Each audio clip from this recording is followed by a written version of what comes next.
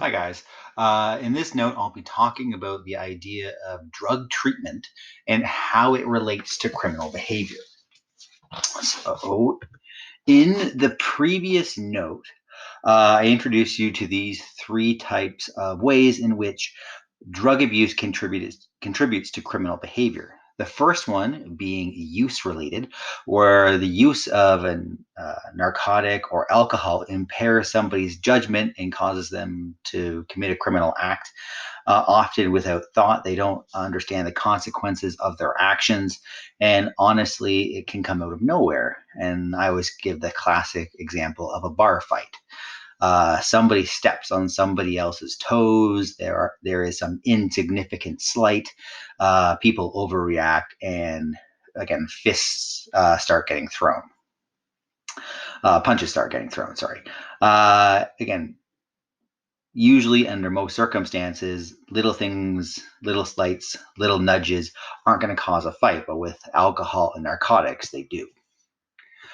Economic related crimes, that's where people turn to criminal behavior in order to fund their drug habit. The classic here being burglary, or another classic example is prostitution. And lastly, it is system related crime. And this is kind of the business that is connected to drug trafficking.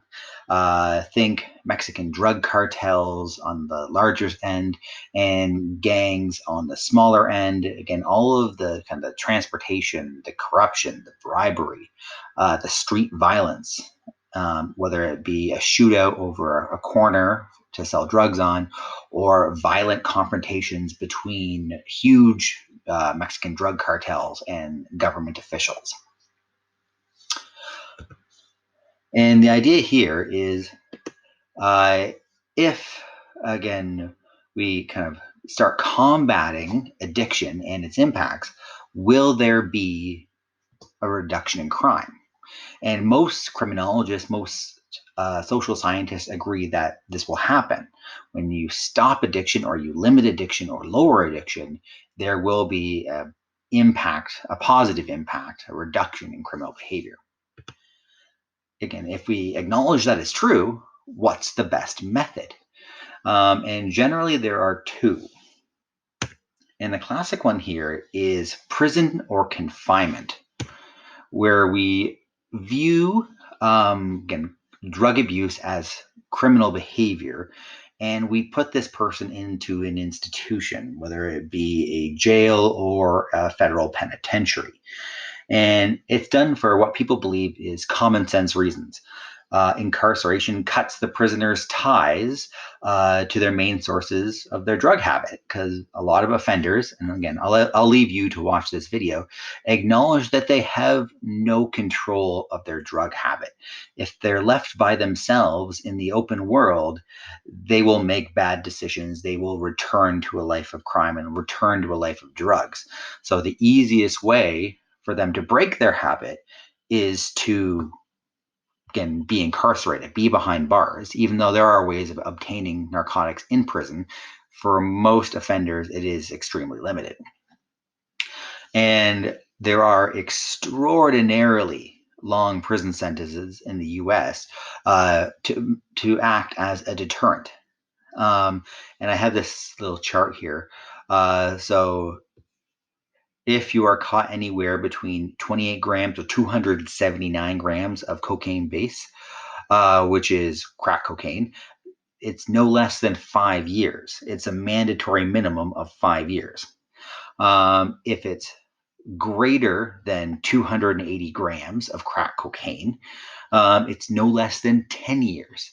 And the same applies to fentanyl as well. Again, very small amounts can land you in prison for a very, very long time. So this is meant to scare people away from a life of crime and away from a life of drugs, because if you're caught, even if it is a first offense with these particular laws, you're going to prison for a long time. And lastly, to think about, does this work?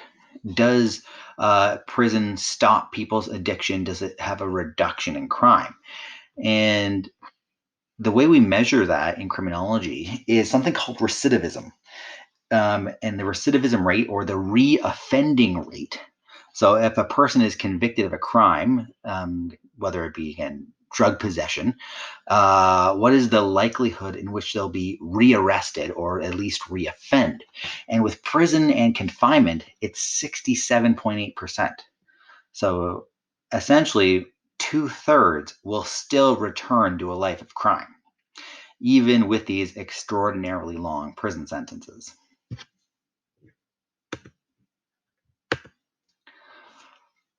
Okay, and so with prison and confinement, it's important to remember that 50% of people enter prison clinically addicted. Their body is dependent on some type of drug or narcotic, but only 11% in the US will receive any type of drug rehabilitation treatment in prison. So most will go through prison cold turkey. And without treatment, prisoners will quickly relapse into old patterns and return to their destructive lifestyle, and what led them to criminal behavior and drug abuse in the first place. So a lot of people believe if we pursue this prison or confinement method of dealing with drug addiction, it's just treating prisons as a revolving door. They'll just keep coming back because the problem is never fixed. And it's also important to realize that criminal records, especially in the United States, limit people's potential.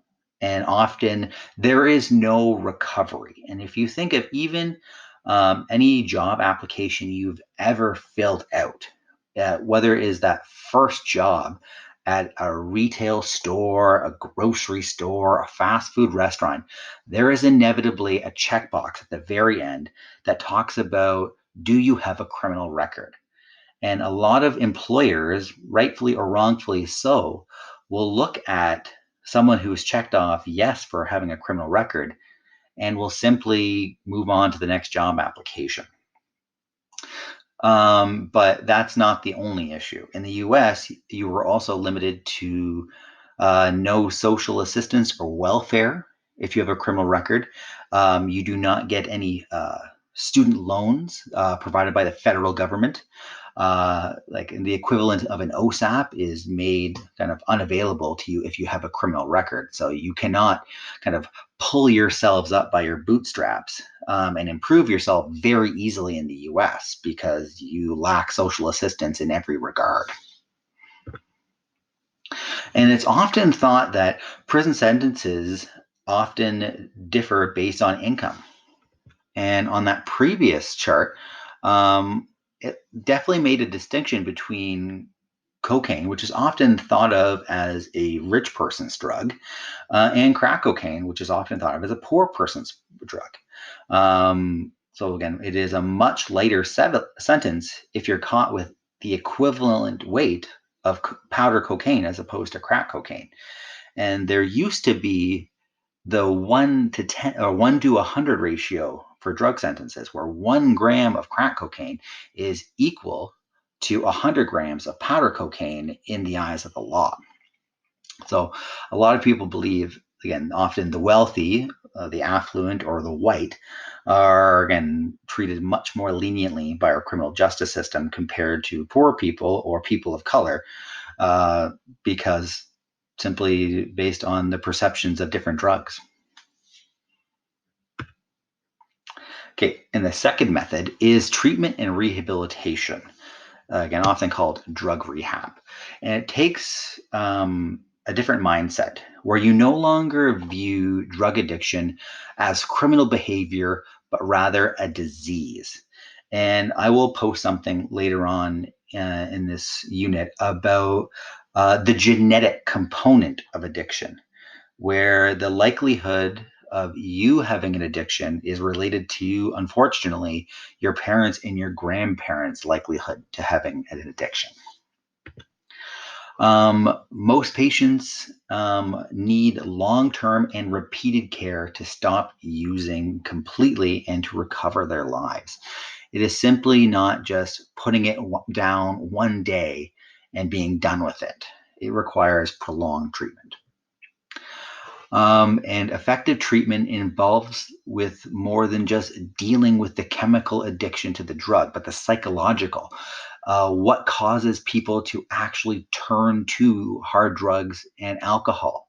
What are the things like physical abuse, sexual abuse, mental illness, the sociological factors, the poverty, the socioeconomic situations that people live in that actually lead to the addiction in the first place?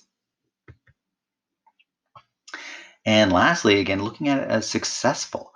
When we look at rehabilitation versus incarceration, the recidivism or the reoffending rate is roughly half compared to the prison route.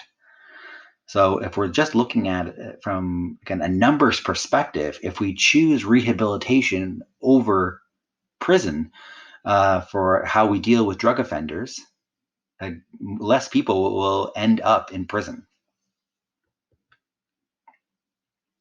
But the other thing to realize is when you treat somebody, it's not always going to be effective, and it's not going to always work the first time. And there will be relapse. So about 50%, so 40 to 60%, will relapse and return to their addiction. So again, it is not a short-term kind of treatment. It is very long-term. And lastly is, how is addiction treated? So detoxification, and that's where you are ridding your body's dependence on the drug itself. And we often use the expression cold turkey, where someone quits, just like with no help. Again, imagine like using a drug every single day, then just stopping. Cold turkey can be deadly in certain cases, where like your body has grown dependent on these drugs. Your brain has grown dependent on it to provide certain neurochemicals, and without the drug, your body is going to stop functioning. So often we talk about detoxification. There is other drugs that are needed to ease in that. Speaking of those, medication. So with opioids and other hard drugs, we often hear the drug methadone, which is very similar. It is a branch of the opiate family. It is meant to ease the withdrawal symptoms, but it's essentially, in the short term, you are trading a heroin addiction for a methadone addiction, or a fentanyl addiction to a methadone addiction. Tobacco, that is often the one people are most familiar with because we see ads for it on TV. Again, Nicorette. Again, all the kind of ways in which people cigarette or tobacco habits. Again, whether it be patch or gum. Again, there are medications available to help people kick their addiction. Alcohol addiction. There are certain people that, again, have a strong addiction to alcohol. They're alcoholics and they can't quit. So there are kind of substitutes people can use, or there are types of medication that will cause almost a vomiting reaction if you choose to drink alcohol. Evaluation and treatment for co-occurring mental health issues such as depression or anxiety. So it's examining what mental health issues are causing people to turn to these drugs in the first place. And long-term follow-up.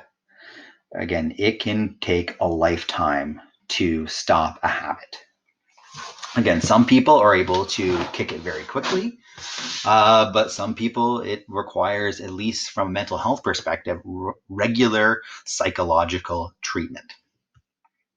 Okay, so that is it for the notes, guys.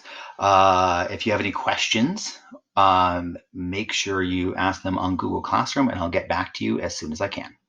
Have a good one, guys.